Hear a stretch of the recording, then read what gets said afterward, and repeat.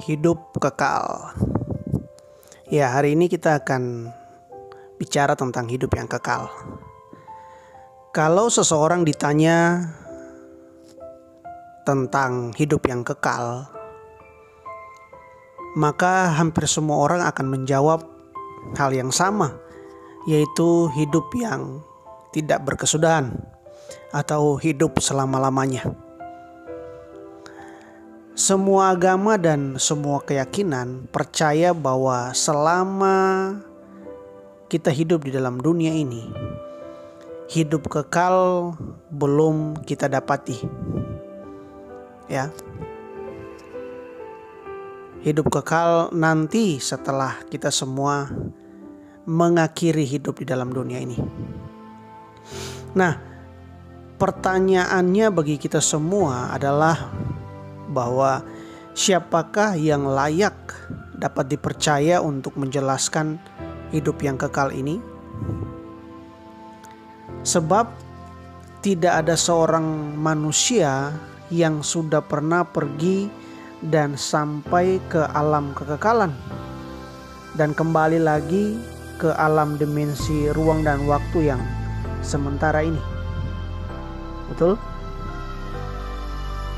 Mungkin Anda berkata para nabi atau orang-orang kudus siapapun, mereka hanya berbicara tentang hidup yang kekal itu. Mereka berusaha untuk mengajar tentang hidup yang kekal itu. Tetapi kebenarannya adalah bahwa mereka sendiri belum pernah sampai ke sana. Mereka belum pernah sampai ke alam kekekalan itu dan kembali lagi ke hidup yang penuh dengan keterbatasan ini. Nah, satu-satunya pribadi yang layak untuk kita dengar dan dapat dipercaya adalah Yesus. Ya, hanya Yesus yang bisa dipercaya tentang kalau kita bicara tentang hidup yang kekal itu. Bukan ahli filsafat atau para pejabat gereja manapun atau siapapun. Mengapa demikian? Yang pertama karena Yohanes 3 ayat yang ke-13 berkata, tidak ada seorang pun yang telah naik ke sorga selain daripada Dia yang telah turun dari sorga, yaitu Anak Manusia. Nah, Alkitab sendiri menuliskan tentang tidak ada seorang pun yang telah naik ke sorga selain daripada Dia yang telah turun dari sorga. Alkitab berkata bahwa Yesus turun dari sorga. Tidak ada orang yang bisa turun dari sorga. Kalau Henok dan Elia, betul mereka tanpa kematian, mereka telah diangkat ke surga. Namun ingat bahwa Henok dan Elia tidak turun dari sorga. Adam dan Hawa merupakan manusia yang pertama diciptakan. Tapi ingat bahwa Adam dan Hawa tidak turun dari sorga. Tidak ada manusia yang bisa turun dari sorga. Yang bisa turun dari sorga ialah Allah itu sendiri.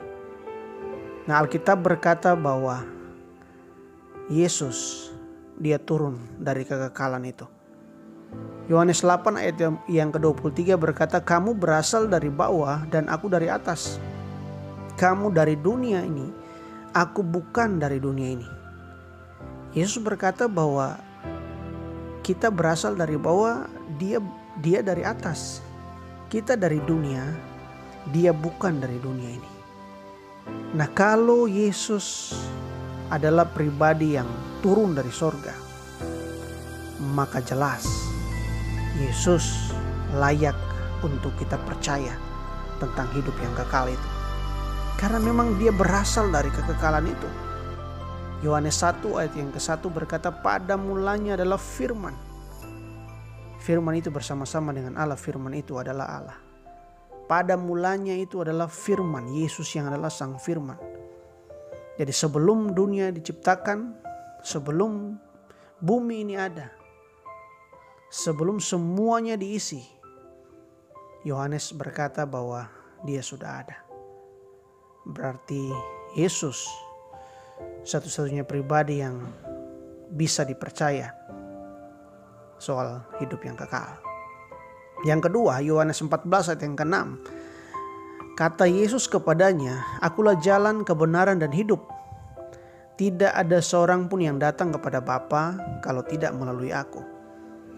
Ya, Yesus bukan pilihan. Yesus adalah dia satu-satunya jalan untuk menuju kepada kekekalan itu. Sebab Yesus berkata bahwa akulah jalan. Yesus bukan saja sediakan jalan. Dia bukan sediakan jalan. Dia adalah jalan itu sendiri. Tidak ada satupun manusia yang bisa datang kepada kekekalan kalau tidak melalui Yesus itu sendiri. Ya. Kalau dia berani bersaksi bahwa dia adalah jalan menuju kepada kekekalan, maka dia layak untuk dipercaya. Dia pribadi yang layak untuk kita mendengar tentang hidup yang kekal yang Yesus sampaikan kepada kita. Dan yang ketiga, firman Tuhan ada di dalam Kisah Rasul 1 ayat 9 sampai ayat 11, berbicara tentang Yesus kembali ke sorga. Firman Tuhan berkata bahwa dia terangkat ke sorga dan murid-muridnya melihat dia.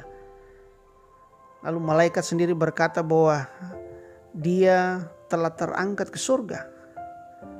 Pertanyaannya buat kita sekarang, Yesus di mana?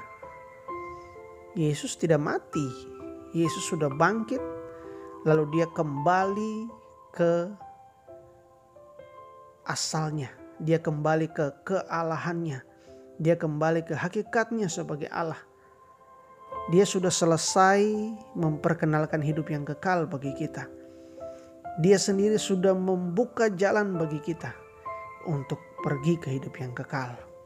Sekarang dia kembali dan menanti setiap kita di hidup yang kekal itu untuk hidup bersama-sama dengan kita di dalam hidup yang kekal, hidup yang dijanjikan oleh dia.